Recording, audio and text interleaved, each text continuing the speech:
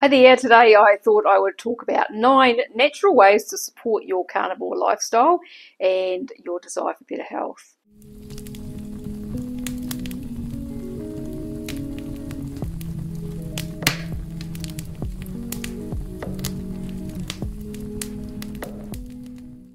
So if you've not been to my channel before, my name is Sue and I have been on the carnivore diet now for about 19 months, and I'm sharing my journey and how everything's going with me on my YouTube channel here, and also sharing what I'm learning and my thoughts and everything else around the carnivore diet and a few other things. Let's talk about some ways that you can make your results from the carnivore diet even better, because carnivore itself is going to create better health, more mental stability, more strength, and just improve your life in lots of different ways. But there's some things that you could add that are going to make that even better. So the carnivore diet is basically a lifestyle. Those of us who've been on it for a little while know that. So it simplifies your life, it simplifies your eating and your shopping, and it improves your health. But the carnivore can also be a journey into a new way of being in the world, and it can create more understanding about our ancestors, traditional ways of living and eating and preparing foods, and living life more connected to nature. I think that for many people over time it can create a more thoughtful existence than the modern ways of just rushing around, grabbing whatever tastes good, and focusing on cost or convenience with stuff that is supposed to be food but really isn't. My number one in this list is to eat natural, unprocessed foods. Now you'd think that would be automatic on the carnivore diet, and for those of us who have been on this way of eating, then it kind of is. But I've seen people that are coming onto carnivore who are new to it, and what they're considering to be carnivore foods may not be, so they know that it's all about meat. But some people have got no concept of what real food actually is these days because of the way our modern living is. There's a real lack of understanding. So I've seen people come in who will gravitate towards deli meats and things like that without any thought about what actually might be in those deli meats. So things like ham and salami and bacon and even some cheeses, things like sour cream, they might have other ingredients that you don't want to include in your diet and that you're not realizing in those foods. So for example, somebody coming onto the carnivore diet just new might just assume, well, the ham from the deli is carnivore, right? Because it's meat. But some of those hams are produced in a factory. They have meat in them, maybe, but it's all crushed up and then it's combined with other things and pressed together to make the ham that you see in the deli. So it may contain things like gluten and grains. It may contain sugar and chemical additives. Those sorts of things are really common. So here in New Zealand, if I look in the supermarket for sour cream without additives, I can't find it. The sour cream all has, preservatives and thickeners and things like that in it. So I make my own sour cream using fresh cream, and I just put some kefir in it and then leave it to ferment for a day or two in my pantry, and that makes sour cream. But to go and buy sour cream from the shop, it's impossible for me to find sour cream that doesn't contain other things that I don't want to put in my body. But for someone who's new to carnivore and someone who's not thinking along those lines, they're going to grab that and go and eat it. And so that's potentially going to be affecting the results they get from their carnivore diet and affecting their health, just depending on what's in that. So one of the things that you need to do is to learn to read labels and ingredient labels, because you don't know, if you're buying something that's processed or packaged in any way, you don't know what's in there unless you actually read those ingredient labels. So even things like spice mixes and rubs for meat and sauces and things like that, you need to read the ingredients so that you know what you're putting in your body, because otherwise you don't know. So a couple of other things is the differences between eggs. If you go and buy the really cheap eggs at the supermarket, they're likely coming from hens that are maybe battery hens in cages, although I don't think there's too many of those these days. But the next level up is hens that are kept in really crowded conditions in barns. And so those hens never see any sunlight.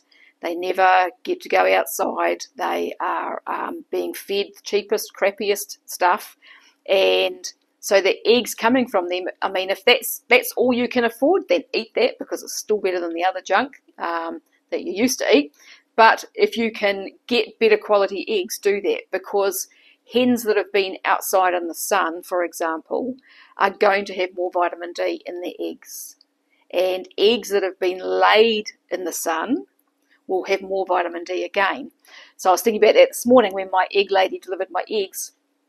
I left them out on the table outside, opened the cartons up, left them outside for about 15 minutes or so. I don't know how much difference that will make to the vitamin D level in them, but it does make a difference because they're getting sunshine on them. So these are all things to kind of be aware of, or to be mindful of. I mean, for me, I'm trying to increase my vitamin D levels. So that is something that I want to keep doing, because if I can get more vitamin D out of my eggs, then that's a good thing. And my animals that I'm eating, they're all pastured. They're all living outside in the sunshine, so they've got vitamin D in their meat and in the products that I'm consuming from them. Whereas animals that are kept in sheds aren't going to have that. And then another example that I know that we get here in New Zealand is butter. That's in a plastic container that says that it's softened, and it's softened because it actually contains vegetable oil.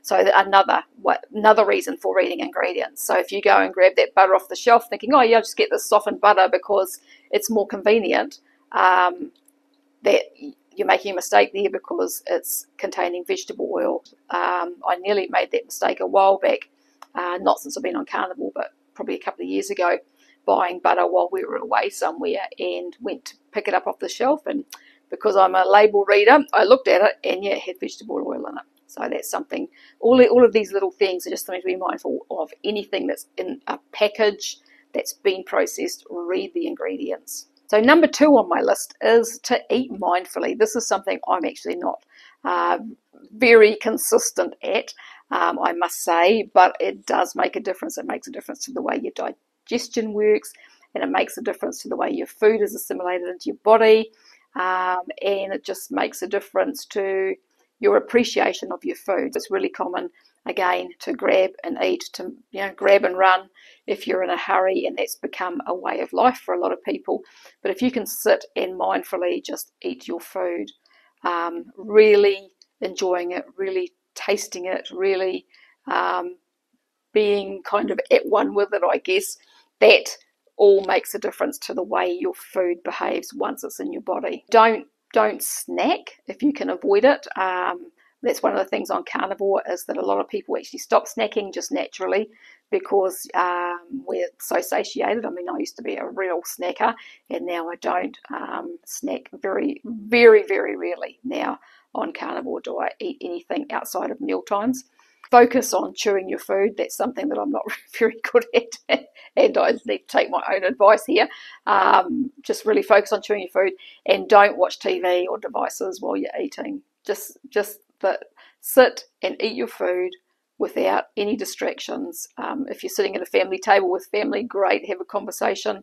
But yeah, stay away from the TV and those things that kind of might influence you emotionally or whatever while you're eating. You're better to just sit and eat, be mindful. So number 3 on my list is living a low tox lifestyle. So this is something that I've been into for a long time. The chemicals in personal care products are really a problem for a lot of people with their health, and they just don't realize it. There are chemicals in everything from your shampoo, conditioner, skincare, makeup, deodorant, cleaning products, so your dishwashing liquid and your cleaning products that you're using around the house. All of these things, if you are buying mainstream products from the supermarket, they are going to be containing all sorts of chemicals that are going through your skin, through your airways, and having an effect on your body. So the chemicals in these products can cause all sorts of health issues. Like it can be anything from skin irritation to breathing issues to... So that was my washing machine finishing. Plays a little tune. So yeah, so your personal care products and your cleaning products can cause all sorts of health issues, anything from skin irritation to breathing issues, headaches and migraines, those sorts of things. They can cause your hair and your skin to be not as good as they could be, because a lot of those chemicals are actually really harsh. I used to not be able to grow my hair long when I was a child, and right the way through until I started using products without sodium lauryl sulfate in them. The back of my hair just wouldn't grow. It used to all break and just wouldn't grow. It would grow at the front and the sides, but not through the back. And now I can grow my hair as long as I want. It's like a weed. It's like a weed. So the fragrances in a lot of these products can be a real problem. Some people actually, the occasional person who actually has anaphylactic reactions to some fragrances. I remember reading about a boy in the UK who can't go out anywhere because he's allergic to one of the fragrances used in one of the Lynx deodorants, and they can't get, it's been through court and they can't get the information about that fragrance because it is a proprietary product, and so they don't have to release it. But this boy is basically housebound because if he goes out and comes across someone wearing that deodorant, he has an anaphylactic reaction, ends up in hospital, and it could kill him. So the fragrances can cause all sorts of neurological and breathing issues. So when it comes to these personal care products, there are more natural products around that you can try, or you can make your own. You know, like I make my own hairspray now out of sugar and water and essential oils, and I make my own tallow balm. I've actually got a video on how to make my tallow balm, and I will pop that down below. So you can check that out if you want to have a go at making your own. So I just make it out of tallow, olive oil and essential oils, and I actually sell that as well for anyone who's here in New Zealand. If you can't be bothered making your own, I actually sell it on my website, suewoolidge.co.nz, and I do have an original with the essential oils in, and I have a unscented one that has no essential oils. So if that interests you, you can go and have a look at that. The thing is that when you're looking at a more natural lifestyle, we were never designed to have detergents on our body. You know, there's no need to have detergents on your body. I mean, once you're on a carnivore diet or any kind of really clean diet, you notice that your body odor just kind of disappears or is way, way less than it is when you're on a toxic processed diet. And so, like I know, for example, my husband has not used any detergents on his body now for about 3 years. He got psoriasis and he just stopped using any kind of body wash or soap, and then probably about a year or so ago he stopped using any shampoo or conditioner. And I've seen people go, oh, he must smell, you know, on comments when people are talking about this sort of thing. No, doesn't smell. And you know, one of the things that's really changed with him is when he was washing himself all the time with detergents, his skin was always greasy, and he would leave greasy marks on the collars of his clothing and that sort of thing, and on the sheets, you know, and that doesn't happen anymore. So obviously his skin was overproducing oil because he was using these detergents, and now it doesn't need to do it. And his hair's healthier, his beard is healthier, and yeah, he doesn't smell. So for me, I use very little body wash now, and I'm actually thinking, I've been thinking about for ages, stopping with the shampoo and conditioner.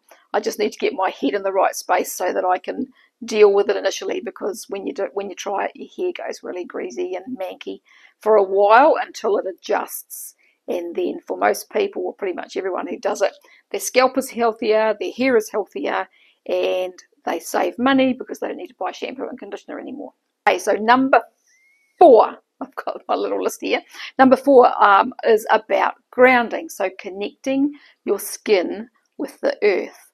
So this is a concept that a lot more people are aware of these days. I started looking into this quite a few years ago, and I actually bought some grounding mats, just a mat for under my keyboard of my computer, and a mouse pad, and I still use those today.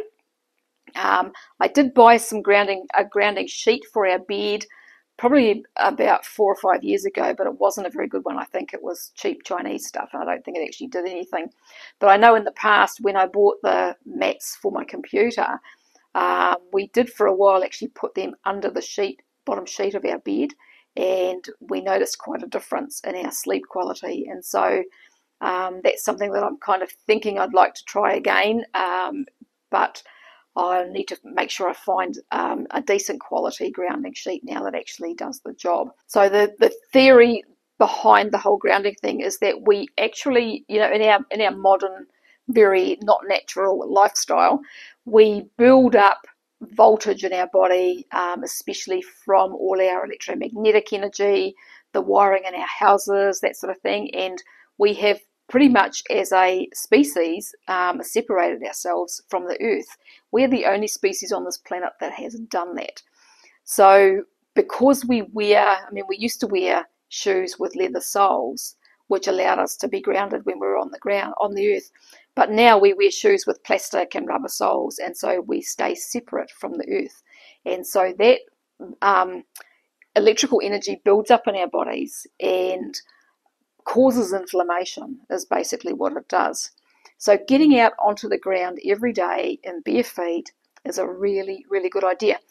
I saw someone in a comment just recently say, I tried that, but it didn't make any difference. I didn't notice any difference. You may not notice any difference, but it's having an effect. If you get a multimeter, you can actually test the voltage in your body and see the difference between when you're grounded and when you're not.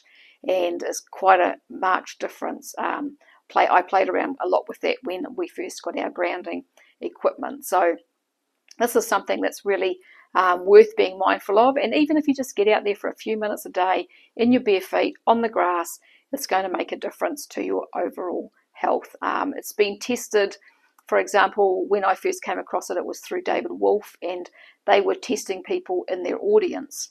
And they would put something on somebody to ground them, and things like their blood pressure would go down, and their different biomarkers would improve while they were grounded. So it is something to be mindful of. And another thing a conclusion that I came to a few years ago when I started using the doTERRA essential oils was that when I learned that the essential oils are actually absorbed through the skin on the soles of your feet better than anywhere else in your body, because that skin is different to the skin on the rest of your body, then I kind of realized that, hey, this is something that's supposed to happen when we are barefoot on the ground. Because if we're walking across grass and herbs and different plants, the oils from those herbs and plants are then going to be going up through the soles of our feet and into our bloodstream. And so they are going to be having a beneficial effect on our bodies as well, the same as the essential oils out of the bottle do. So yeah, getting out onto the grass in bare feet, super duper important. And that brings me to number 5, which of course is sunlight. Getting out in the sun is so important. I am really guilty of this, of getting carried away with what I'm doing inside and forgetting to go outside, especially when the weather's not great. But getting out in some sun, getting some vitamin D, the sun on your skin. If you can lie down in the sun, that's the best way, with as little clothing on as possible. Even just for 10 minutes, it just increases the vitamin D levels in your body. And the other thing is getting enough sunlight into your eyes, into the retina of your eyes, because a lot of people these days wear their sunglasses all the time when they're outside, and it's not a good thing to do, because we are not naturally designed to wear sunglasses. That's been a whole marketing thing that sells a product for people, but our natural way of being is out there in the sun with our eyes exposed to the sun. Even these clear glasses will stop some of the rays from the sun getting into your eyes. So if you're wearing normal glasses, best to take them off for a while you're outside each day, just to let the sun into your eyes. Getting the sun into your eyes through your retina actually triggers chemical reactions in your body, and helps with cortisol and melatonin, so it's going to help you to get a better night's sleep. So don't wear sunglasses unless you really have to. Occasionally, sometimes if you're driving and you can't see, you might need to put sunglasses on. But yeah, try to wean off your sunglasses if you wear them a lot, and don't wear toxic sunscreen. There are natural forms of sunscreen that you can use if you need to, if you're going to be out in the sun for a long time and you're worried about getting burnt, because you don't want to get burnt. But a lot of people on Carnivore find that they don't burn anything like they used to. And another thing is that some people say that showering after being out in the sun may reduce the amount of vitamin D that your body makes from it if you shower too soon. So that's just something to be mindful of. I don't know whether that's correct or not. I suspect that it possibly is. But there's a lot of websites out there poo-pooing that, the whole fact checker thing. But I suspect that it may actually be a thing, especially if you're using detergents on your body. So number 6 is doing some sort of breath work. So there are lots of different types of breath work out there, and some of them are probably a bit more complicated than others. There's different types of breath work used in yoga, and then there's Wim Hof's breath work. Now I do Wim Hof's breath work off and on. I'm back doing it now. I want to get consistent with it again. I was for a while, a couple of years ago, and it actually made quite a big difference to my endurance and my overall calmness. It helps with anxiety, and that's why I actually started it again just recently, because I had a day where I just was feeling really wired prior to work, and I thought, right, I'm going to sit down and do Wim Hof's breathing, and it made such a difference.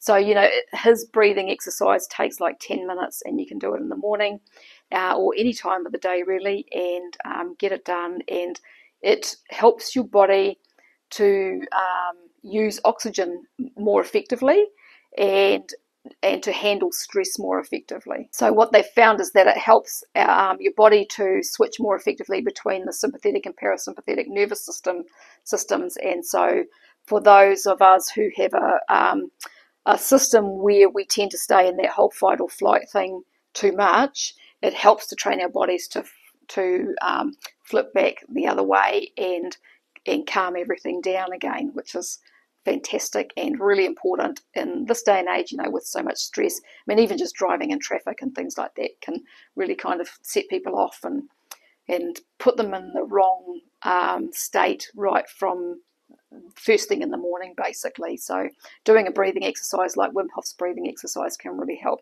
because even though we're on a carnivore diet, which is kind of an ancestral way of eating, we're not living ancestral lives, and so we need to find ways to manage these things in our lives. Speaking of Wim Hof, number 7 is cold showers.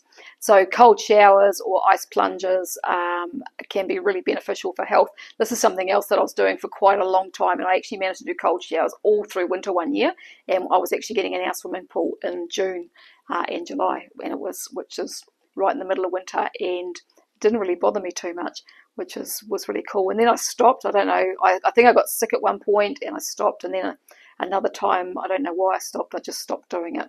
And so that's something else that I want to get back to now. The easiest time to start is really in the middle of summer. You can put your shower on cold and just kind of get colder and colder and colder until you can kind of handle it, and then just build it up from there. And that's what I've done each time I've started. So Wim Hof, if you've never looked at his work, he's quite well known. He's known as the Iceman. He can do some amazing stuff in cold. I mean, he swam 50 meters under sea ice, and he had to be rescued in the end because his eyeballs froze over and he couldn't see the hole to come up the other end. He had divers down there with him, and he was just in a pair of shorts.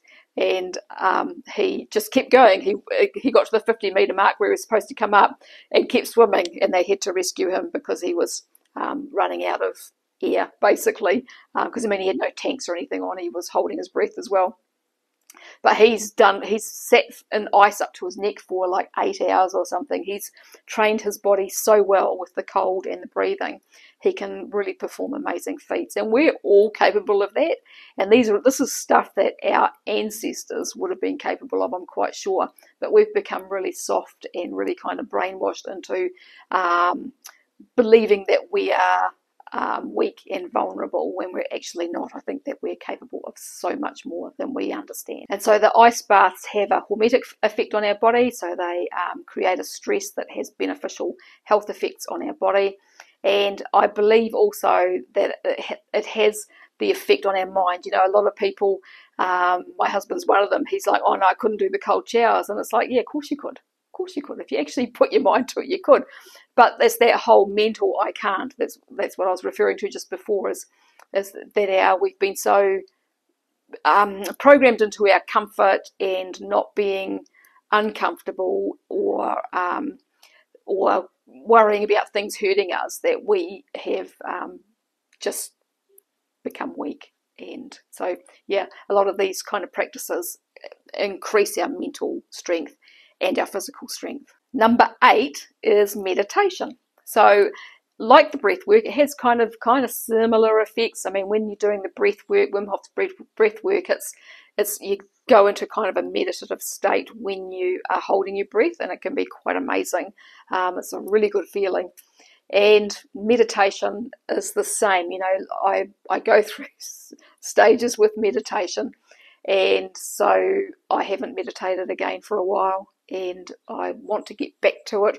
And I'm also thinking about trying chanting, which always to me feels really uncomfortable and embarrassing, even though there's no one around, to be sitting there going,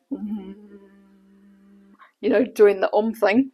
But I watched a documentary just the other day that's really made me think about that again. So the chanting is something that's done by the Tibetan monks, and when they're meditating and in their meditative practices. And these sounds that we make from our body have healing effects as well. So the documentary I watched the other day, I'll tell you what it was. It's on Greg Braden's YouTube channel, and it's called The One Field. And it's talking about the universe, the field that we're all connected to. And it's a really interesting documentary. But they did an experiment in there with a man who is a singer. He's got an amazing voice. I can't remember what his name was. But what they did was they took 2 vials of blood, and they put one vial into a Faraday cage and separated it from, so it was separated from everything. Nothing was affecting, it couldn't hear any sound.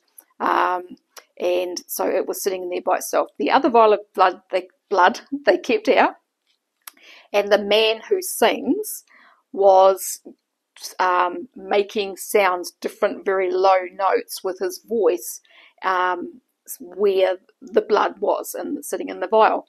And then once they'd finished doing that, they took the blood out of the Faraday cage and they put it onto a slide into a machine that measures the how many live blood cells there are.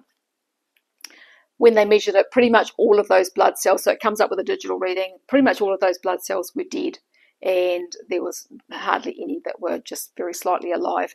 So I'm not sure over what period of time that was, but both vials of blood were the same period of time. And then they put the vial that had been exposed to the sounds from his voice onto the slide and put it into the machine, and the message was that there was too many live blood cells to count. So the difference between those 2 blood samples from the same person over the same period of time were massive. The cells in this one had just about all died, and in the cells in this one, there were so many alive that the machine couldn't count it. And that is because of the sound that was coming from this man's voice and the vibration. So that's something that's kind of really got me intrigued again, and so I want to start practicing that in the morning as well. And I'm not very good at making that sound. If you notice, my voice goes croaky a lot when I'm talking too much, and when I try to do that, it sounds real croaky as well. But I'm sure if I practice, I'll get better at it. If it's something you do, let me know down in the comments below, because I'll be interested in your experiences with it. Because if it's going to improve your health, if it's going to make your blood cells more alive, that's a good thing, right? And number 9 is quality sleep. Sleep is so important, and making sure that we get quality sleep and enough of it is really super important for our physical health and our mental health. If you're doing shift work, that's a really hard thing to do, and I mean, my suggestion to anyone doing shift work would be to try and find a job where you're not. But if you have no other option, then you just need to make the most of what you can do and can get, and try and find ways to sleep well with whatever hours you can sleep with your job. But for the rest of us who are kind of working normal hours, then this is something that just being mindful of a few things can really help with. So one of those obviously is blocking blue light at night time. This is talked about lots these days. We have got some blue light blocker glasses, which we haven't been wearing lately. They're a bit annoying to wear over the top of our glasses, so we both kind of stopped wearing them, but maybe we should get back. In our lounge at night time, we have 4 lamps which do not have bright LED lights in them. We've just got kind of normal bulbs in them, dim ones, and we turn those on, and that's where we are most of the night. And in our bedroom also we have a lamp with just a normal light on it. Our computers and phones, and we don't watch TV, so that's not a thing, but we have the red tint things on our screens so that it blocks the blue light. So they're the ones that come on automatically at dusk and all that sort of thing. And then being mindful of, you know, what time you go to bed can make a difference. So there's been studies that have shown that if you go to bed too much later than around 10:30, it can mess with your sleep cycles. And I know that's the case for me. If I go to bed after about 11:30, I have trouble getting to sleep, and I don't sleep as well. And it's because of our natural rhythms in our body. That kind of 10:30 or sort of 9:30 to 10:30 time slot seems to be the best time from the research that's been done on that. And also, of course, avoiding stimulants like coffee, caffeine and alcohol as well. So alcohol will mess your sleep up as well if you are drinking in the evening, and so it'll quite often wake you up earlier in the morning, and you just don't get as good a quality sleep with alcohol in your system. A little bit is okay for a lot of people, I think, but too much, no, definitely not. And of course, make sure you get that sunlight into your eyes without your sunglasses, without your glasses, so that you can stimulate those chemicals in your body through your retina. So that's my 9 natural ways to support your carnivore lifestyle. If you've got any questions or comments, you can pop those down below and I'll get to them as soon as I can. If you like this video, make sure to subscribe, and I thank you very much for watching, and I'll talk to you again another day. Bye bye for now.